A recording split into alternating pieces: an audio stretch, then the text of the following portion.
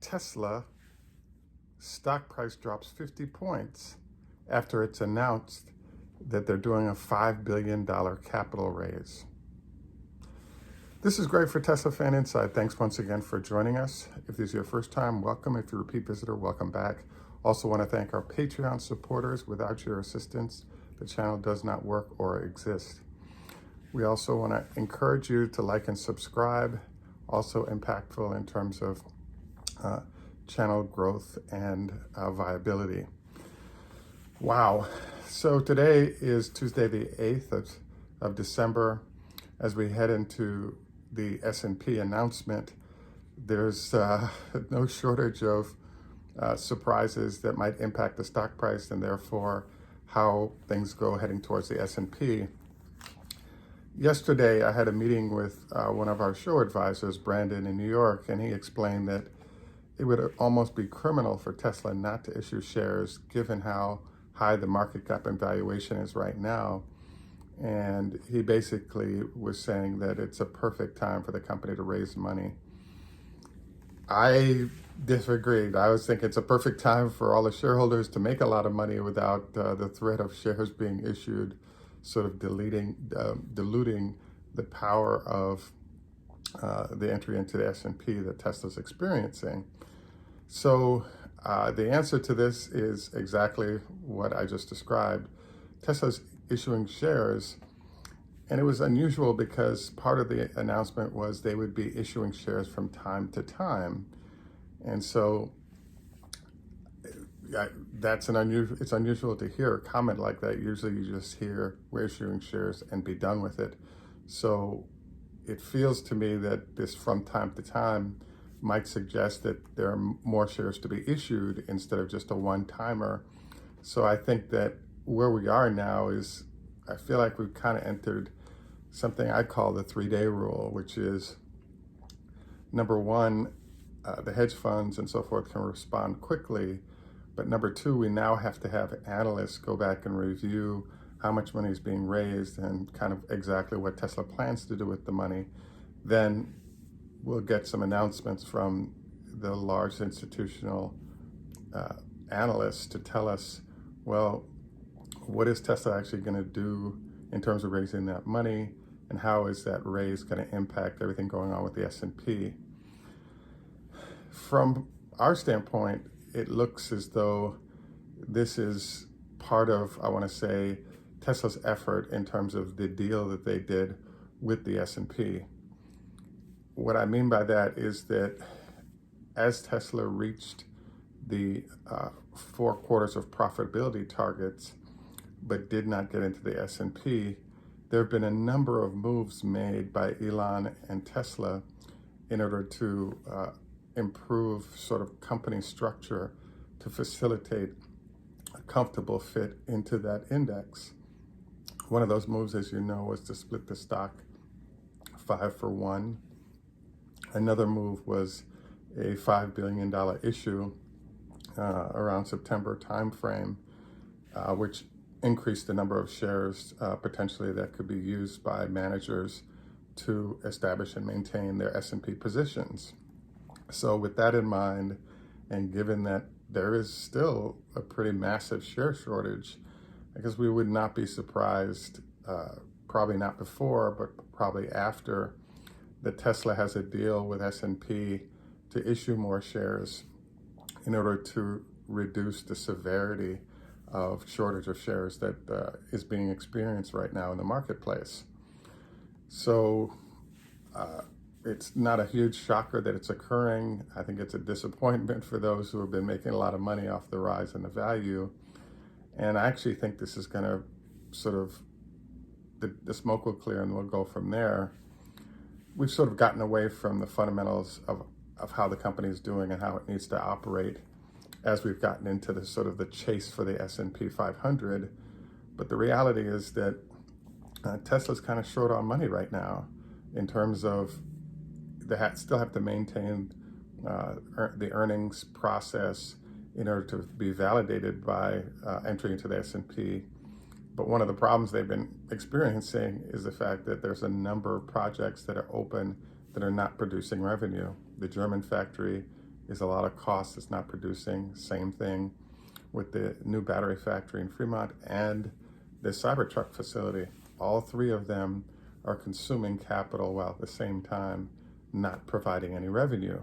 So the suggestion is each of these are $2, maybe $3 billion facilities, and how long that lasts obviously impacts, if there's no revenue coming from it, kind of how does it fit in when all that revenue is needed?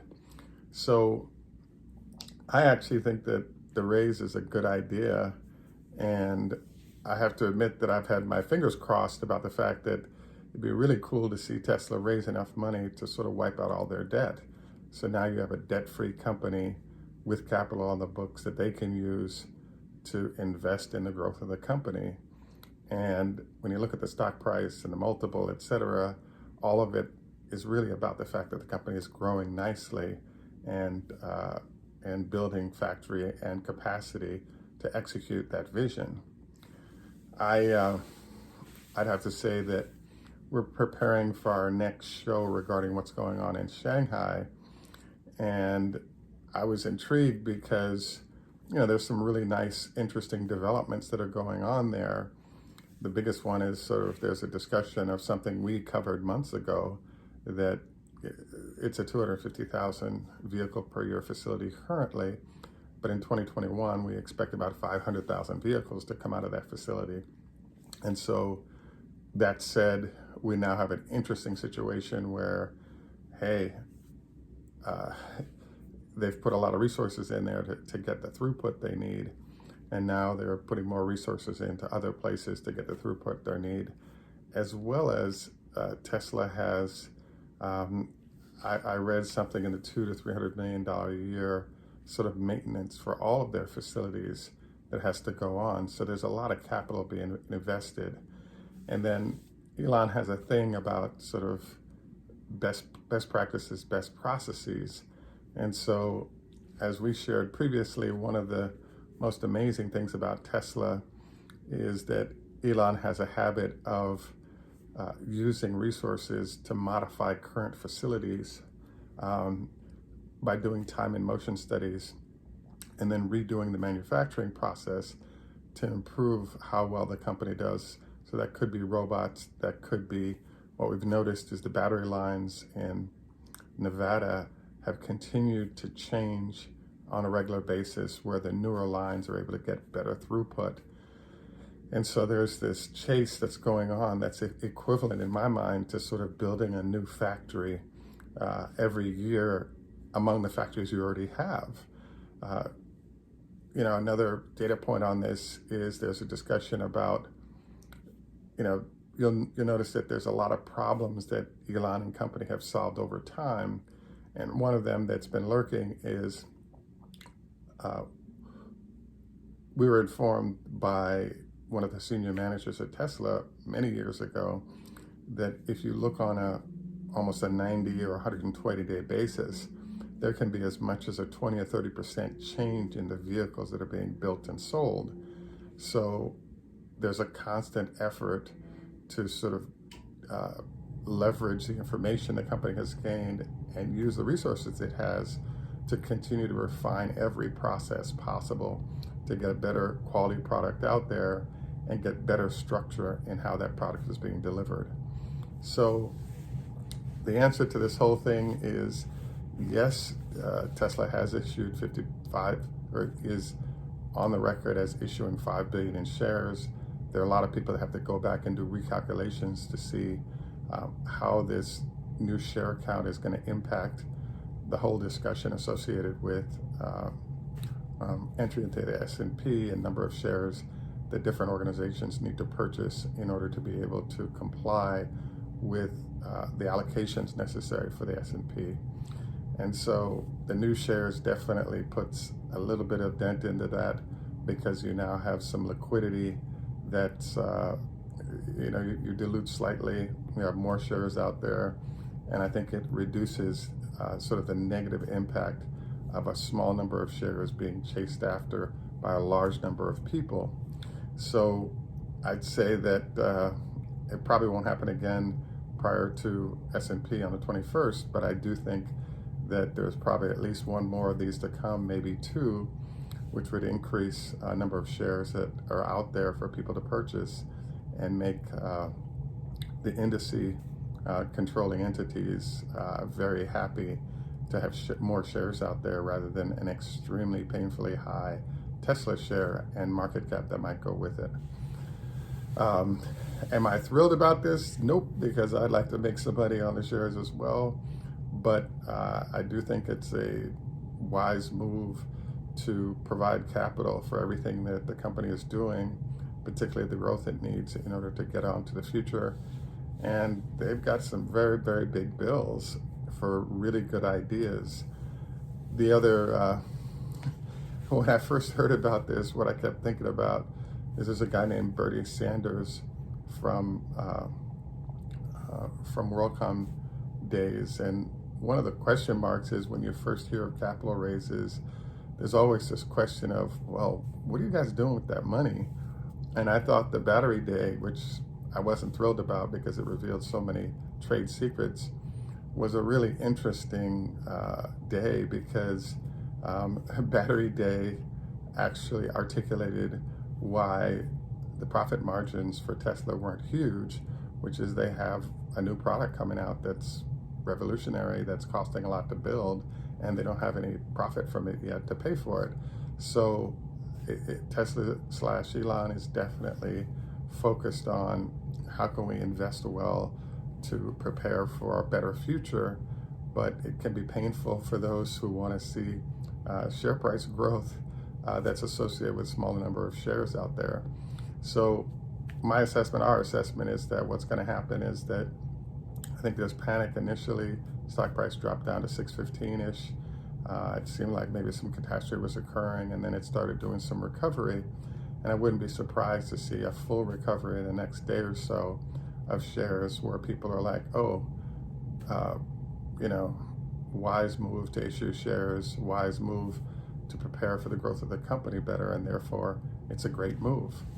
Wanted to remind you I'm about to do my 25 leg lifts. On each leg, just put a 5-pound weight on to strengthen the quad muscles, reducing the chance of knee issues. Also wanted to encourage you to consider a 5-2 or other diet. About 50 of the doctors we interviewed all are doing some kind of fasting diet. The easiest I found was to just eat on 12 hours of the calendar rather than the entire calendar as the way to manage this well. Wanted to also encourage you to consider a 30 or better SPF was recommended by an NIH researcher we spoke with as a way to reduce the chance of skin cancer.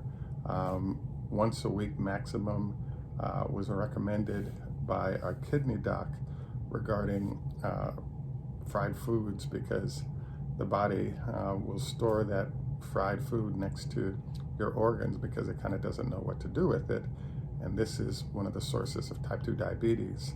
The final suggestion of the day is from a upper respiratory doc, University of Louisville, who indicated that it's a good idea to consider not eating within 4 hours of going to bed, minimum 2 hours, because that will facilitate complete digestion, because even if you use acid reflux or other Tums, etc., to reduce the symptoms, the damage from that is still done.